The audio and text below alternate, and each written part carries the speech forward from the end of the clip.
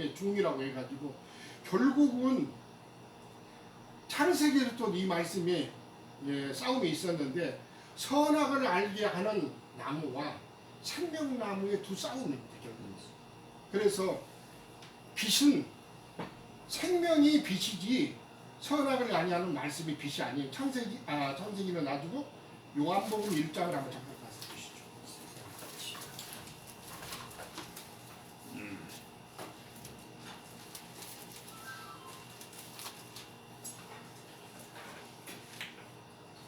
1장 1절부터 5절까지 한번 같이 보겠습니다. 태초에 말씀이 계시니라. 이 말씀이 하나님과 함께 계셨으니 이 말씀은 곧 하나님이시라. 계속해서 이제 말씀에 관한 말씀이 나옵니다. 그가 태초에 하나님과 함께 계셨고 그 말씀이신 예수님을 말씀하는 거죠. 만물이 그로 말미암아 지은 바 되었으니 지은 것이 하나도 그가 없이 된 것이 없느니라. 그 말씀 안에, 그 안에라는 것은 말씀 안에 생명이 있었으니 이 생명은 사람들의 빛이라. 말씀이 빛인 게 아니라 말씀 안에 생명이 있는데 그 생명이 사람들의 빛이다. 오늘날 많은 말씀이 있어요. 하나님의 말씀을 증거를 하되 말씀이라고 하는데 모든 말씀이 다 생명의 말씀이냐? 아니라는 뜻입니다. 이 생명만이 참 빛이기 때문에 그걸 빛이 오죠 그러죠. 빛이 생명의 빛이 어둠의 빛이 돼 어둠이 깨닫지 못하더라, 이기지 못하더라 그랬습니다. 창세기에 보시면 첫째 날 뭐가 비쳤죠? 빛이 있으라 그랬고 빛이 비춰졌죠. 그리고는 빛과 어둠을 나누는 말씀을 하신 것입니다. 오늘날 모든 사람들은 어둠 가운데 있기 때문에 그 어둠 가운데 빛이 있으라 이렇게 해서 빛이 비춰지고 그 빛이 비춰지는 가운데 어둠이 물러가는데 사람은 다 어둠입니다. 그렇죠? 네. 어둠 가운데 붙잡혀 있단 말이야. 세상 신에게 붙잡혀 있는데 왜 그 빛에서 못 깨닫냐? 어둠이 여전히 물러가지 못하는 것은 생명의 빛이 비춰지지 않기 때문에 그런 거죠. 말씀을 못 들어서 어둠이 물러가지 않는 것이 아니라 그 속에 생명의 말씀이 비춰지지 않기 때문에. 제가 늘 말씀을 드리셨죠.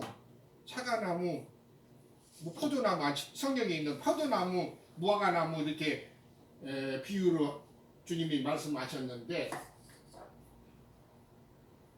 씨를 같이 똑같이 뿌렸어요. 뿌렸는데 사과나무가 나고 포도나무가 싹이 나죠. 그리고 싹이 나서 자라기 마련이에요. 나무로 자랐단 말이에요. 결국은 다 크면 이파리도 무성하게 내고 결국은 열매를 내야 되는데 열매를 내지 못하면 하나님께서는 그 무화과나무, 포도나무 인정 안 해주신다. 기억을 해야 됩니다. 그래서도 갈라디아서도 이 말씀을 하셨어요. 성령의 열매를 맺을 것이냐, 육체의 열매를 맺을 것이냐. 결국은 사람은 열매로 나타나게 있는데 성령의 열매를 맺는 것이 하나님의 생명의 말씀을 받은 사람들의 실적인 거죠. 말씀 속에는 생명이 있는 것이 있고 없는 것이 얼마든지 있다는 뜻입니다.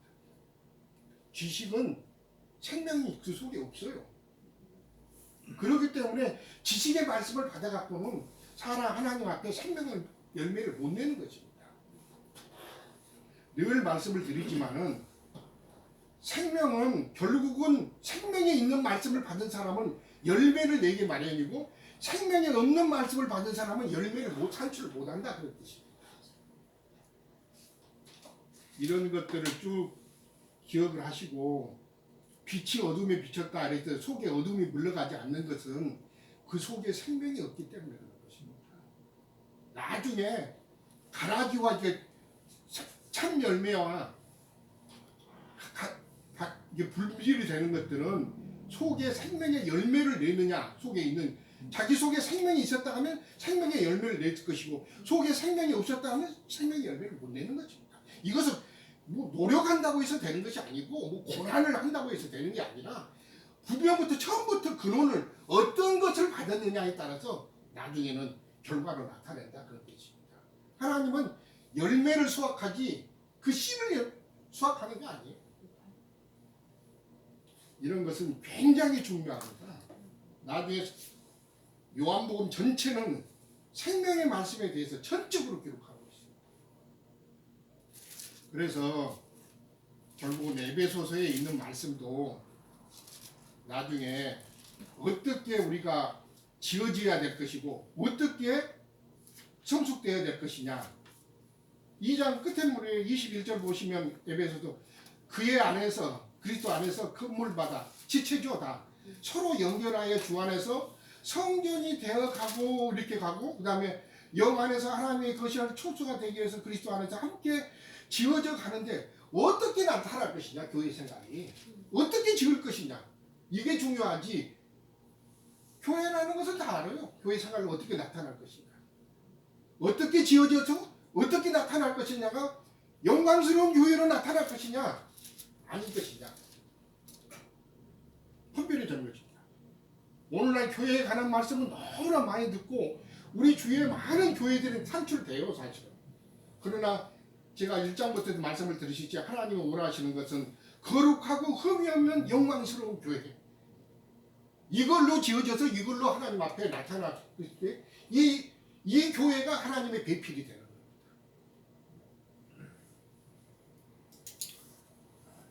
히브리서에서는 장자들의 교회로 나타난 것이라고 했는데 그러니까 어떻게 지을 것인가 중요해. 어떤 것이 우리가 지어져 갖고 결국은 하나님 앞에 나타날 것인가. 제가 고심했던 것이 그랬잖아요. 모이기만 하면 교회가 아니에요. 주님이 원하시는 교회 그 영광스러운 교회로 지어져 가야 되는 것이지 아무렇게나 지어갖고 주님 앞에 교회라고 해서 될 것이다 아니라는 거죠. 4장부터는 그러면 어떻게 지어져 갈 것인가가 이제 나타나는 것입니다. 교회 생활을 어떻게 할 것이냐.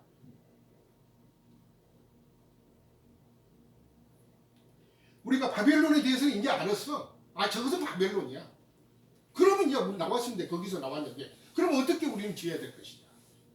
교회 생활은 어떻게 나타날 것이냐. 하나님이 원하시는 것도 이제 알았어 이제는. 거룩하고 흠이 없는 영광스러운 교회가 나타나지 않으면 또 바벨론이야. 도로 바벨론이야. 나왔다고 해가지고 바벨론이 아니라 천만의 말씀입니다. 제가 그래서 교회 생활에 많은 갈등이 있었던 것은 그거죠. 예수님과 사도들이 그 영광스러운 교회 생활로 나타났던 것을 그것을 본받아서 가야 되지. 그렇지 않으면 또 다른 바벨론을 건축하는 거예요. 이런 거. 오늘 형님들 말씀 잘 주셨는데 이것을 고민해야 돼요. 가장 너 뭐하다 하냐? 그래 보면 주님 앞에서 예, 속사람을 해서 강건해지고 새사람을 하면서 온전케 되어져야 돼. 성경은 그리 말합니다. 베드로의 해석들은 마음에 숨은 사람이라 이렇게 있어. 표현만 달리겠지 똑같은 것입니다. 마음에 숨은 사람, 속사람, 새사람 안에서 온전케 되어져야 돼. 그 입에 거짓말이 없고 흠이 없게 정말 나타나야 된다. 그날 우리 가운데 그것이 실현되고 그것이 나타나져야 된다. 우리 가운데서. 그러려고 우리가 바벨론에서 나온 겁니다. 이거 가지고 다툼이 하는 거예요. 끝까지. 뭐가 진릴 것인가? 참일 것인가? 참이 아닌 거로 건축되면 결국 우리도 주님 앞에 너 뭐하다 하냐? 그럴 거 아니에요. 육체적인 갈등이 아니고 싸움이 아니라 뭐가 참이고 뭐가 진리냐, 뭐가 생명이냐 이거죠. 어떤 열매를 낼 것이다 이거죠. 그 고민을 못하면 우리는 잘못하면 진리의 지식을 쫓아가다가 결국 많은 분이 지식을 가지고 막 중요하게 나가려고 그랬지만 아니 그 속에 생명 없으면 헛거예요. 오늘 에베소서 두 번째 장 같이 나누는데 어쨌든 말씀 같이 계속해서 나눌 것이니까 에베소서의 말씀은 교회로 건축될 것인데 어떠한 교회 생활로 나타나고 건축할 것인가를 고민해요. 네. 네, 그렇지. 오늘까지 마치고. 자, 우리가 읽어본 보면서 아까 그 요한복음 그 1장에 아까 얘기한 대로